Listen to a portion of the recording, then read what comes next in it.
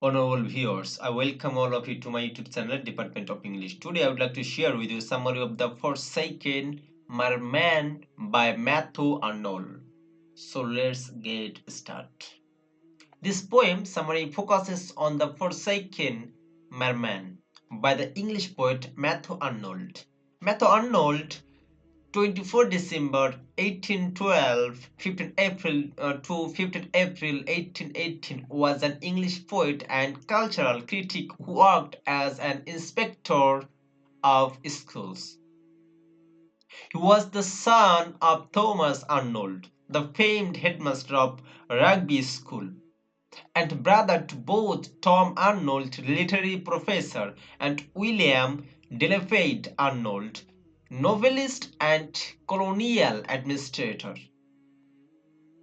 Mathew Arnold has been characterized as a sage writer, a type of writer who satisfies and instructs the reader on contemporary social issues.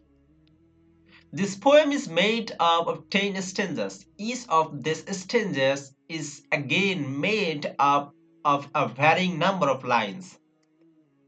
The speaker in the poem is the eponymous Merman himself, and he is speaking to his children in the first person. Here is a complete line by line summary of the Forsaken Merman.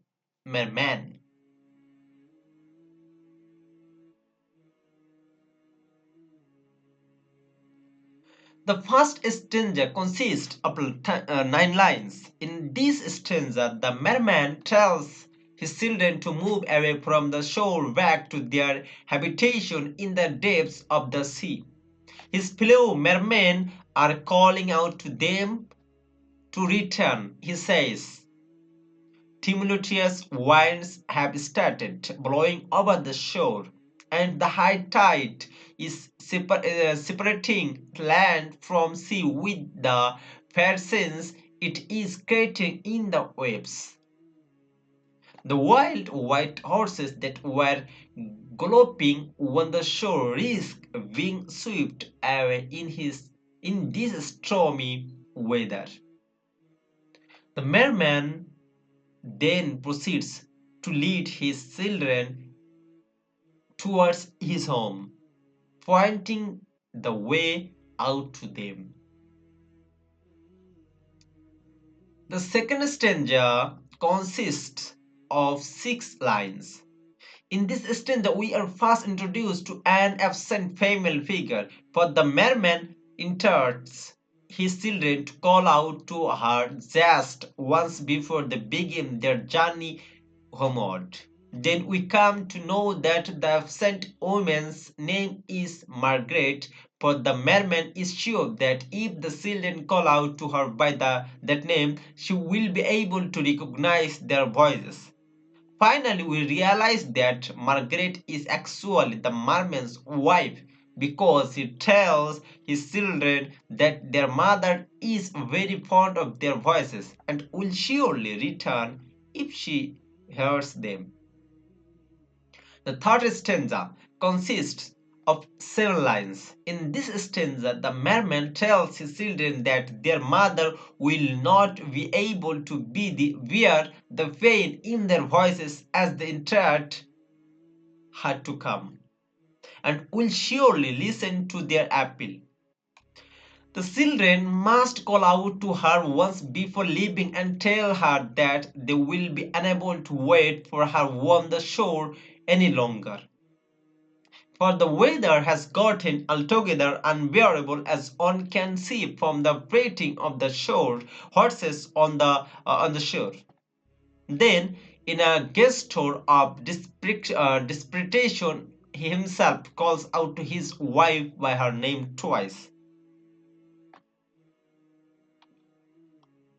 The fourth stanza consists of 7 lines again. Continuing with the Forsaken Merman explanation, here the merman urges his children to stop calling out to Margaret and to start on their way home.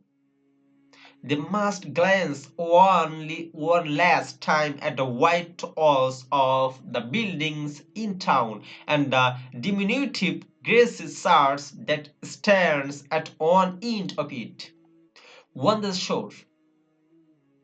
Seeming to give up hope, he tells his children that their mother will not appear even if they keep calling her name the entire day.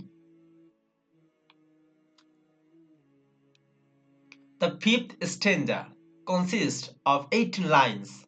In this stanza, the merman asks his children whether it was yesterday when they had heard the bells of the church ringing as they were resting in their caverns beneath the sea. He then goes to describe the tranquility of those caverns, saying that they are embedded with soft sand and are both cool and deep within. The lights from the shore almost die out by the time they reach the caverns.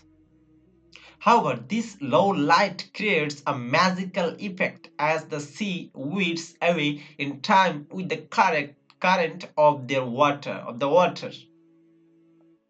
Sea beasts live all around the caverns and feast on the slim, on the seafloor. Sea snakes are visible as they coil and uncoil themselves. So are whales which seem never to sleep, but rather to keep swimming continuously till they traverse all the sea and oceans of the earth. The stanza ends with the merman once again asking if it was yesterday that the musical sounds of the whale were heard by them all. The sixth stanza consists of 16 lines. Here the Merman continues questioning his children and asks whether it was yesterday when their mother had left. He starts reminiscing about how Margaret used to spend her time on a red gold throne in the heart of the sea, with their youngest child seated on her lap. In fact, it was this child's ear that she was combing when she heard the bells of the stars singed and said that she must go there where her kinsmen are all praying, since Easter is on its way, and if she doesn't pray, then she will lose her soul. In reply, the merman had told her to go up to church, finish her prayer, and return swiftly to the underwater caverns where they stayed. She had left with a smile, but he can't remember where it was yesterday. His grief over the absence of his wife has made him lose track of time, so much so that he isn't able to recall how long she has been gone. The seventh stanza consists of 21 lines.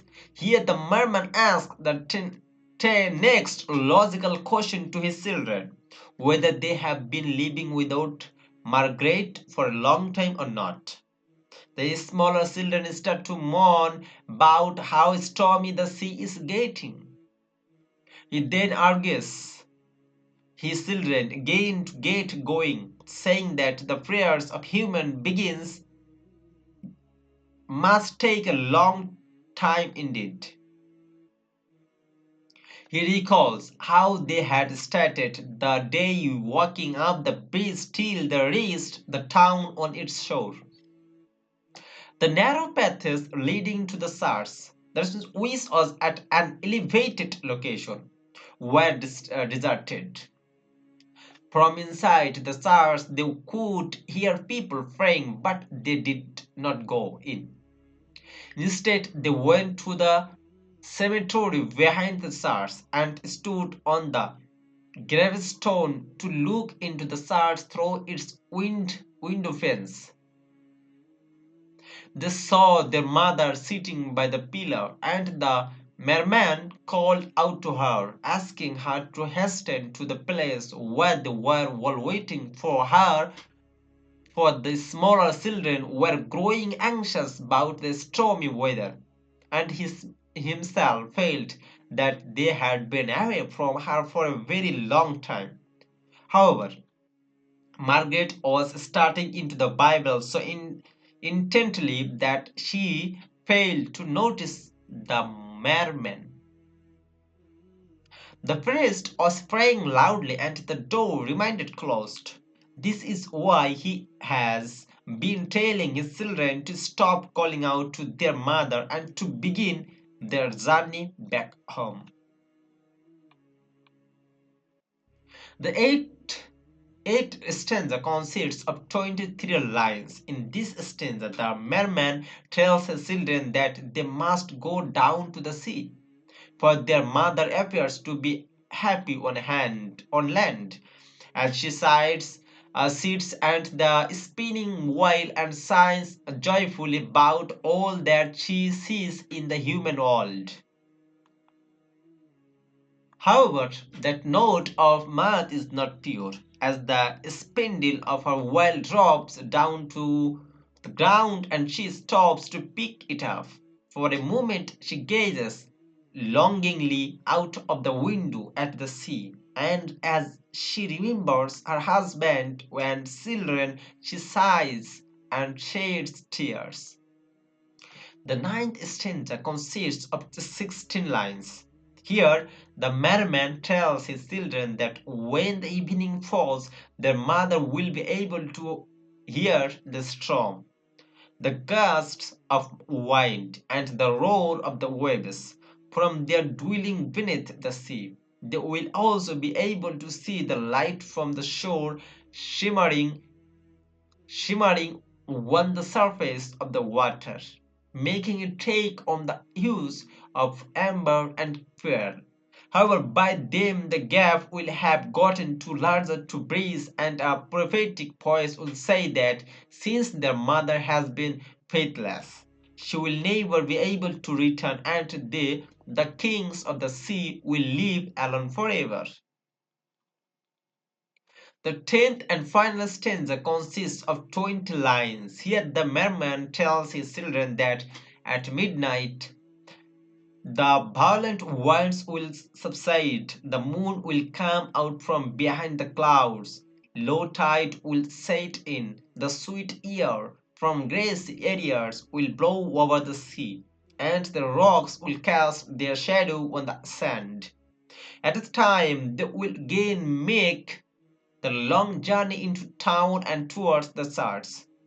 While returning from there, they will sing about how loved one of theirs lives in that town, but that she has been cruel enough to leave the kings of the sea alone forever.